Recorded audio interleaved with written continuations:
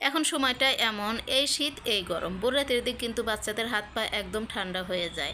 বাচ্চারা এদিকে ফ্যানও দিতে বলে, গায়ে কাঁথা রাখতে যায় না। এর কারণে কিন্তু বাচ্চাদের এই সময়টা ঠান্ডা কাশি এগুলো লেগে থাকে।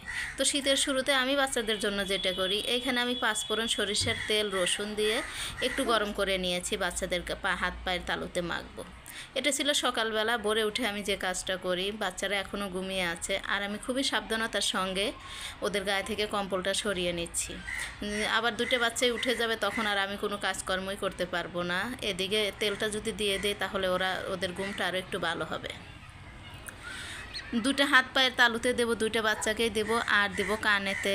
কানে কিন্তু খুবই ঠান্ডা হয়ে যায় বাচ্চাদের। আবার টুপি দিলে কিন্তু মাথাও ঘেমে যায়। ছোট বাচ্চা যেহেতু, ওদের গায়ে গরম বেশি, তো সেই কারণে কিন্তু সব সময় খেয়াল রাখতে হয়। আবার আমি তো মাঝে মাঝে খেয়াল রাখতে পারি না, বড়দের জন্য কাজ করতে হয়, আবার তাদের পড়তে বসাতে হয়। তো এই কারণে কিন্তু সব কিছু আর কি হয়ে ওঠে না। তো বাচ্চারা ঘুমিয়ে আছে, ঘুমিয়ে থাক, আমি একটু যাব বারান্দায়।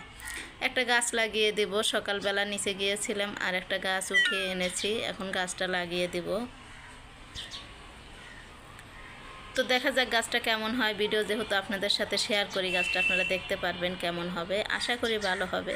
তো আমি গাছে পানি দিতে দিতে আমার মেয়ে দুটো উঠে পড়েছে, ওরা এখন পড়তে বসবে, আবার ওদের জন্য আমাকে নাস্তা বানাতে হবে। তো দু বোন হাত ফ্রেশ হয়ে পড়তে বসেছে। এদিকে আমি ফ্রিজ খুলে নিলাম, কাঁচামরিচ, চিংড়ি মাছের বাটি এটা বের করে নিয়েছি। ছোটো চিংড়ি মাছ দিয়ে নুডলস রান্না করলে কিন্তু অনেক মজা লাগে, আর নুডলসটা আমার বাচ্চারা খুবই পছন্দ করে। ছোটদের জন্য আমি মিস্টার নুডলস এমনি পানি দিয়ে ডিম দিয়ে সিদ্ধ করে দেব, আর বড়রা তো একটু স্পাইসি খেতে পছন্দ করে, ওরা একটু জাল মশলা দিয়ে খাবে। আর খুবই ঝটপট আমাকে রান্না করতে হয়। ওই দুইটা বাচ্চা আবার উঠে পড়েছে, কান্না করতেছে, তো এই জন্য আমি খুবই তাড়াহুড়োর মাঝে আর কি রান্নাটা করছি। এইদিকে চিংড়ি মাছটা দিয়ে দিয়েছি, হালকা একটু ভেজে নিয়েছি, একটা ডিম দিয়ে দিলাম, ভালো করে মশলার সঙ্গে মিশিয়ে নিবি। কোনো রেসিপি নয়, আমি যেভাবে রান্না করি আর কি সেটাই আপনাদের সঙ্গে তুলে ধরা। সবাই অনেক মজা করে রান্না করতে পারেন যে যার মতো, তো আমি যেভাবে আর কি রান্না করি, যেহেতু আমার বাচ্চাগারে নিয়ে আমি খুবই কষ্টের মধ্যে রান্না করি। তো এতে নুডলসটা দিয়ে দিয়েছি আর দিয়ে দিয়েছি সব মশলা।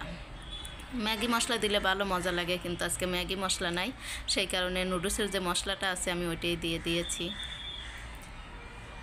নুডলসটা রান্না কিন্তু হয়ে গেছে, আর এখন আমি বাচ্চাদেরকে খেতে দিব, দু বোনকে দেবো, আর আমাদের জন্য রুটি তৈরি করে নেব। আমার নুডলসটা অত বেশি খেতে পছন্দ হয় না, কিন্তু বাচ্চারা অনেক পছন্দ করে।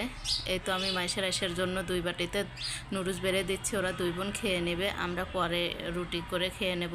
আর বাচ্চাদের জন্য আমি মিস্টার নুডলস তো বসিয়ে দিয়েছি। আজকের ভিডিওটা এই পর্যন্তই ছিল। সবাই ভালো থাকবেন, দেখা হবে নেক্সট ভিডিওতে। আল্লাহ হাফেজ।